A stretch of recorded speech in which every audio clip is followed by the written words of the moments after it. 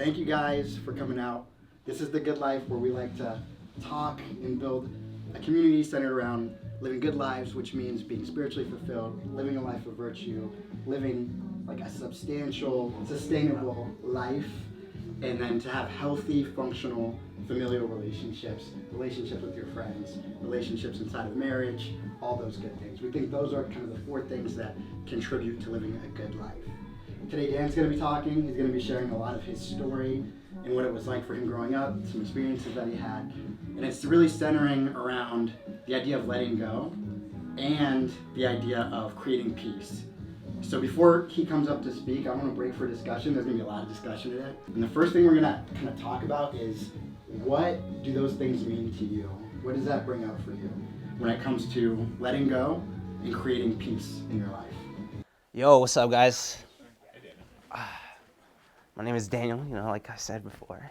I wanted to hear what, different things that you guys came up with, or what stuff meant to you. So what did you guys come up with? What does peace mean to you, or letting go? Does anybody want to share?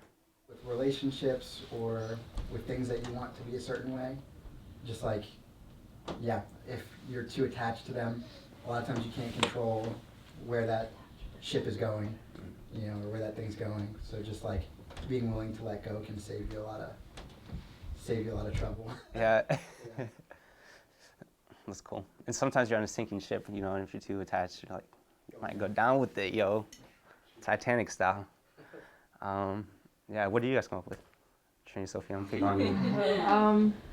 So one thing that I brought up is my life has changed quite drastically within the last few months. I got out of a engagement and 7-year relationship, and so I was the one that ended up, but finding peace within myself and going down a path that is more based around things that I want to do rather than what others want me to do, and so kind of finding my own way and letting go of that pressure that everyone else or society places on me. It's a lot, overcoming conditioning and stuff. And what about? I'm actually interested to hear what my wife and Mike. You didn't even introduce yourself. That's my wife. Well, sorry, I switched spots. Something cool. I just moved to Brooklyn, so if you're ever in Brooklyn, you have 2 couches to sleep on.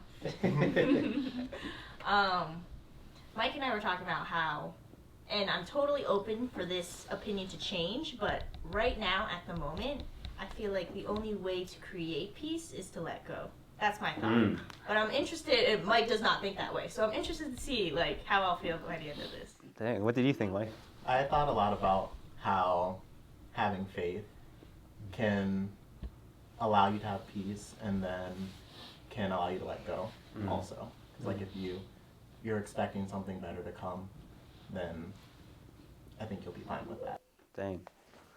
Yeah, those are all dope answers. I feel like for me in my life, I needed peace a lot. I had a huge, bumpy road. Life is a super bumpy road. And just growing up as a, immigrant from Mexico, shout out, Javi, what's up? It's super tough coming over here. If it's cool with you guys, I just want to share 3 instances, I guess, or 3 times in my life where I really needed peace or to let go of certain things. So I came from Mexico when I was 4 or 5 years old, and we moved right to Columbus. I don't know why. Why would you come right to Columbus? Nowhere else. Columbus, a Mexican, it doesn't make sense. It's too much sense. What do you think, Javi? It doesn't go together. It doesn't go together. But yeah, we came to Columbus. We got a cool spot by campus. It's on 17th and 4th, if you guys know that area. It's kind of, back then it wasn't the safest place, Also, just a backstory, I was a super fat kid. Super fat kid. So we had just came to America. I was at this point, I was 6 years old. I was playing with my sister in the basement, my sister Dulcie, and she was playing with some Barbies or something like that. And I'm yo, that's cool, whatever. But I'm gonna go get some food. I'm not super proud about this, but when I was a kid, I hid a jar of peanut butter in my room.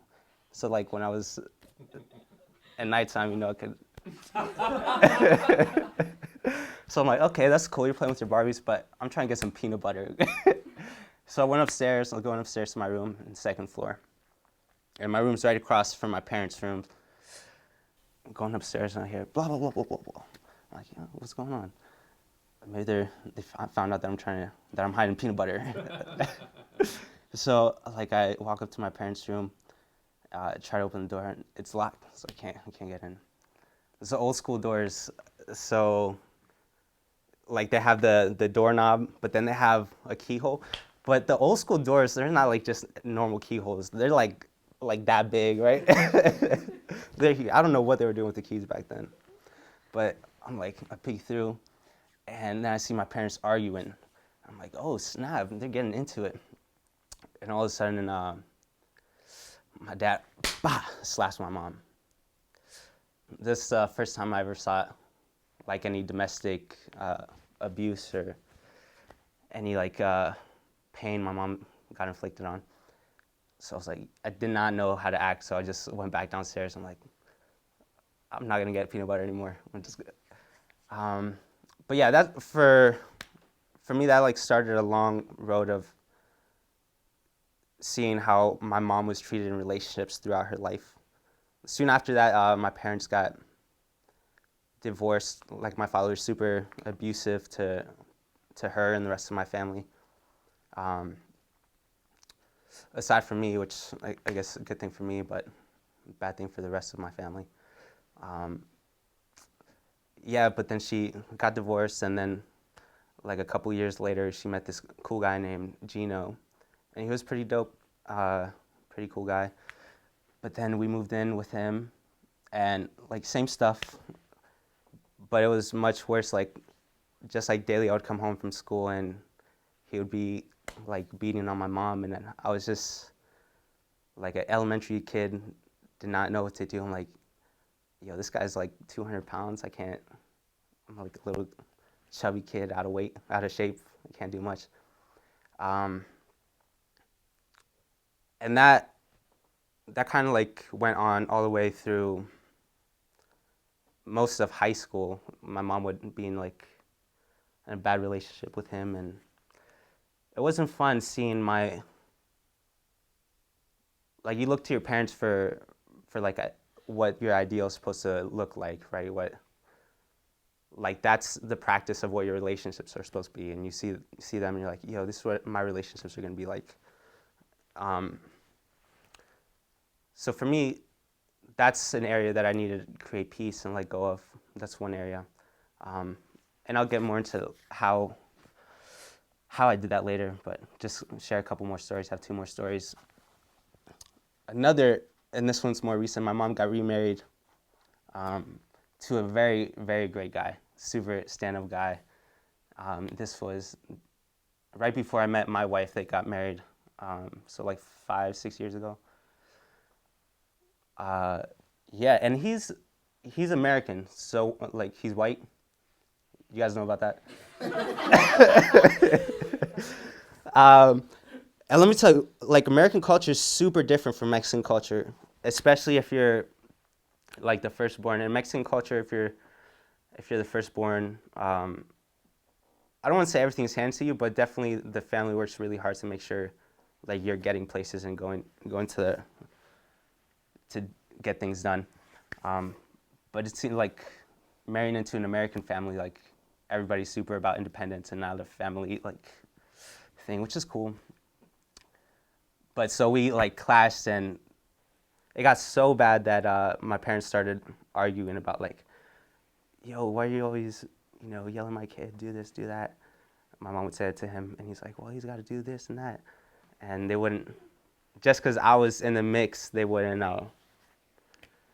get along. And I started seeing that. I'm like, yo, I think I have to,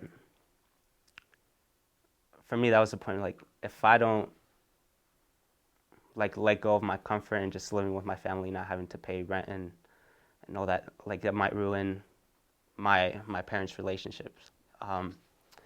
So super hard, I decided to move out, and like this was when my parents, they were both looking for lawyers, and they were talking to lawyers about getting divorced. I'm like, damn, I gotta apologize or something, even if I'm not sure if I mean it yet. So I apologized to my dad, and that went over pretty smoothly, and he told me like all the things that he was bothered with over the years, and yeah, I felt super sorry, and I left, and as soon as I left, the relationship got better. So that was another area of overcoming and creating peace. This last one was super fun. Akira was there, actually.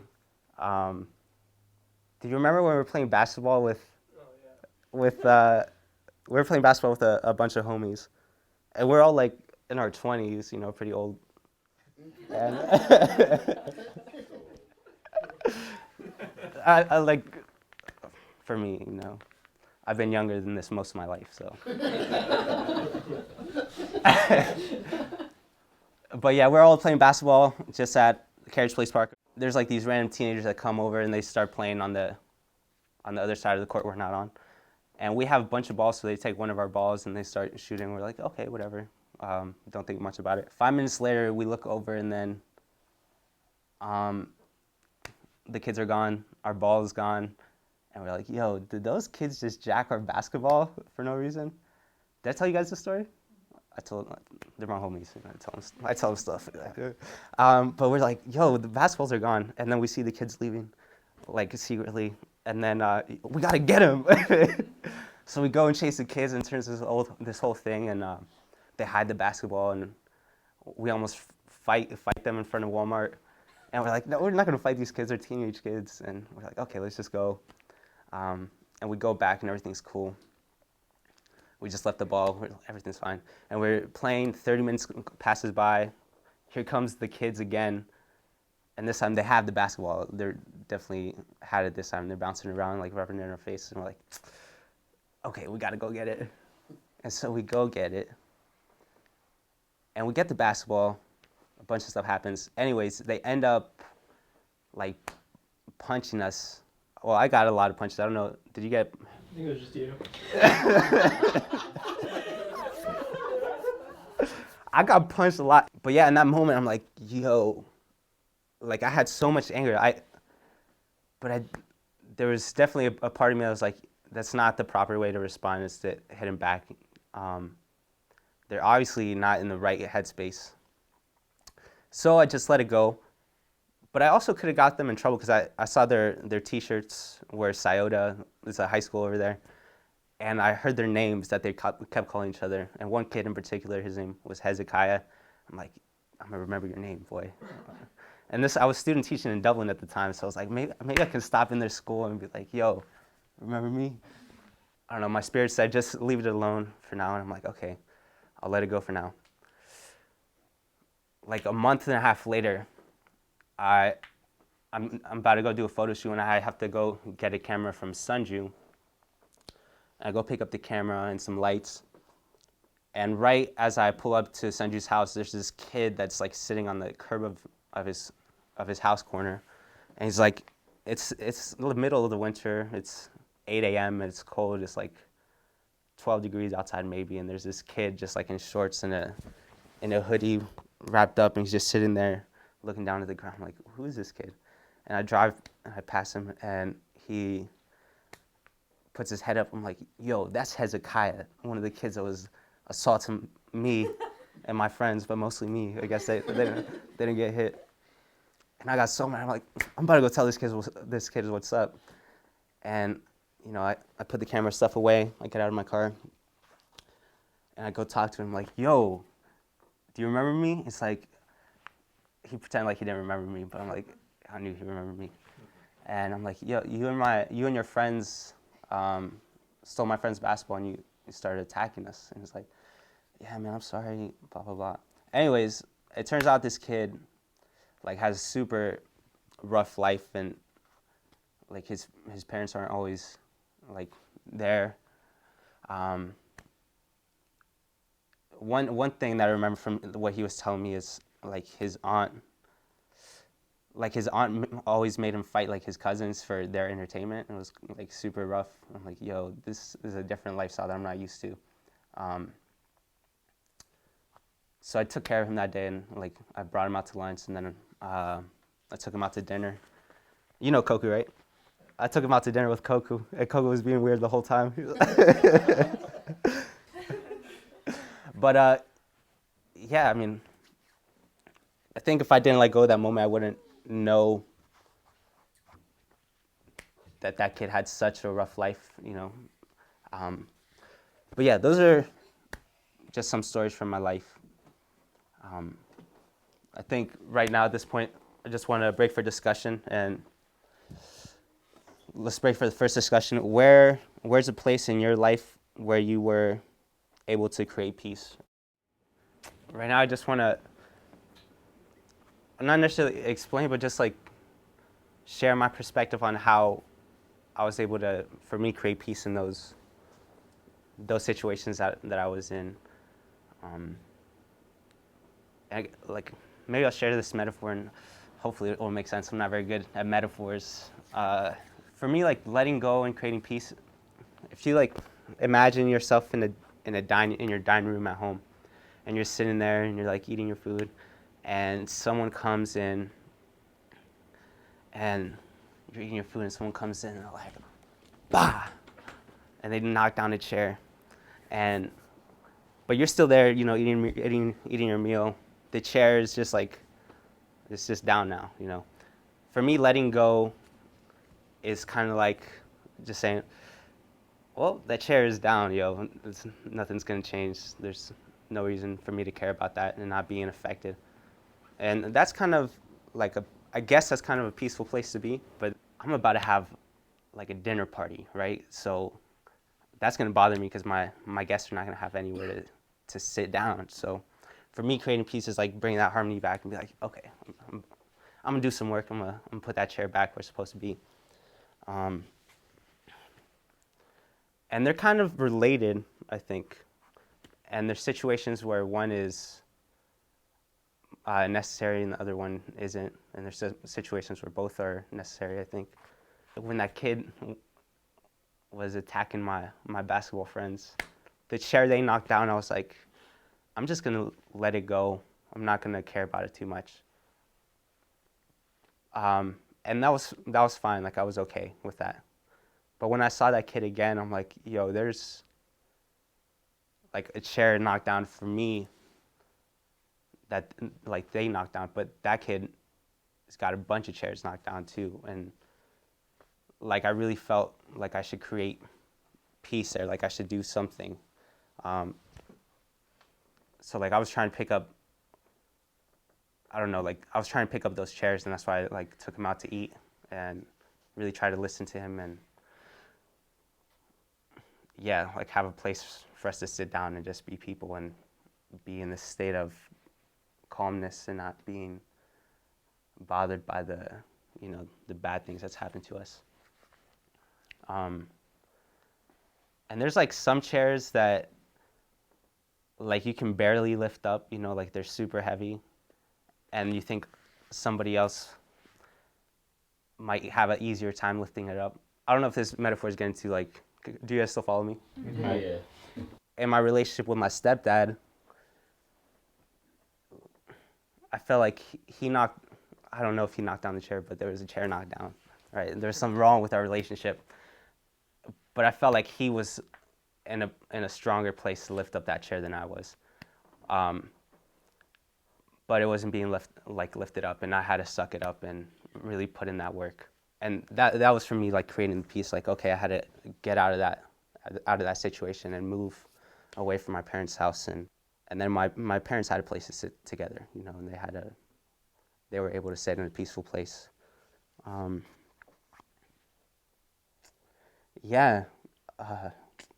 for me, like the hardest one to undo was like all those years of abuse that I saw with my mom and her relationships. Because that was like from when I was a kid all the way to as a young adult, I saw my mom getting physically abused, and that was like in my head. That's what relationships were. I remember one time my cousin came over, my parents were fighting, and they were like really bad, like yelling at each other. But I guess my dad wasn't hitting my mom this time, and my cousin was like crying. He's like, "Yo, this sucks." And I'm like, "This is normal, man. What are you talking about?" But it's not normal, you know, to have your parents fighting all the time and see your mom get hit and get black eyes and bruises all over. That's like a horrible thing. For me, when I started looking for a lady in my life, I really had to, I think, like let go of all that pain that I saw my mom accumulate throughout the years, and like decide not to let it affect me for my growth. But then when I met Arena, I'm like, yo, I have to work through that, like, because I have an option to be, whether I like it or not, I have an option to be like my dad and every other man that I saw before me, and like be a horrible person, or have the option to, you know, pick up a chair and create that peace within myself, and, you know, have a nice dinner with a lady I love. That's just how I work through things. Does that make sense? Cool. Let's break into a second discussion. Is there something that you need to let go of now? What are some things that you can do to create peace in that situation? This is more, I think, deep than the question we asked before, because it's current, you know. If you can answer the question as vague as you want, you don't have to get too deep. But also feel free to get in it with these people, because that's what we're about. We're about growth and discussing that stuff. Just to sleep on.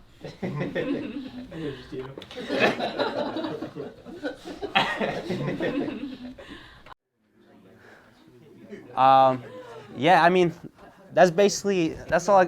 Pretty much all I gotta say. For me, I think peace is just trying to find a way where you're in that area of freedom from being disturbed, from having your soul negatively impacted by something.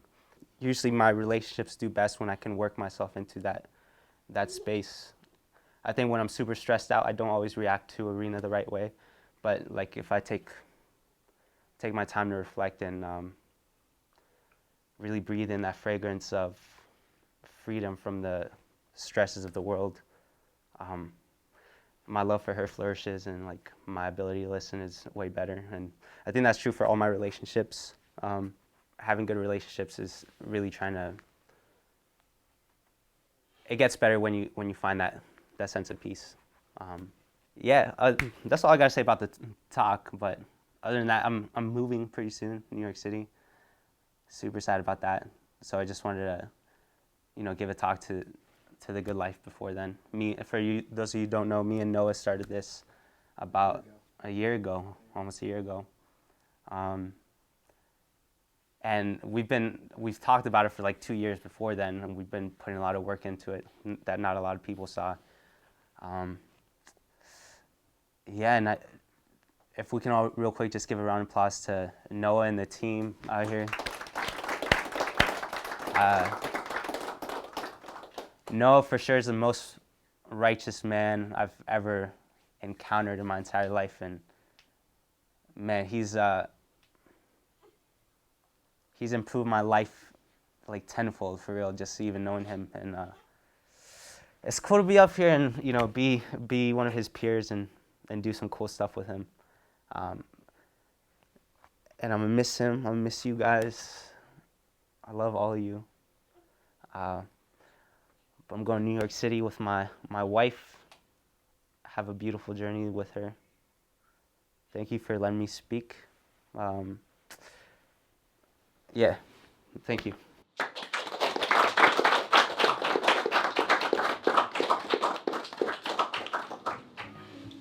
I love you for that talk. I hate you for making me cry. But yeah, thank you guys for coming to The Good Life. This is kind of what we do. We get together every month. We talk about cool life topics, and we try to bring people closer in a community because we're all trying to live a good life. And that's not always easy. We haven't all learned the right way of doing that. A lot of us have a ton of chairs that are just sitting on the floor in our house. We gotta pick them up and clean it up so that we can invite other people to our table. You know what I'm saying? At this point, we're gonna wrap up, and as we break, I'm gonna turn up the music. And I found that like when we're having these conversations, they're discussion questions, but a lot of times these things can bring up other things, like who's hurt you, or like just where's a relationship in your life that needs work, you know? And I don't want people to feel like just because we're wrapping up here, you have to stop talking about it. You know, people here are really great. The great thing about the Good Life is it attracts really good people. So as we break, feel free to split off, either keep talking to the people that you have been talking to, find somebody new that you want to talk to, introduce yourself. Everybody here is really great. Neil's a great listener. He's usually the guy. Yeah, he's the guy to talk to when I need somebody just to hear me out. But yeah, feel free to link up with each other, talk. We got snacks upstairs. Hang out as long as you like. Yeah, thank you guys for coming out and have a good life.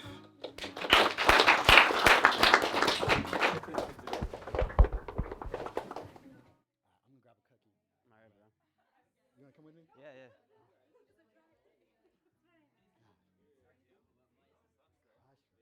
No, let me follow yours, man.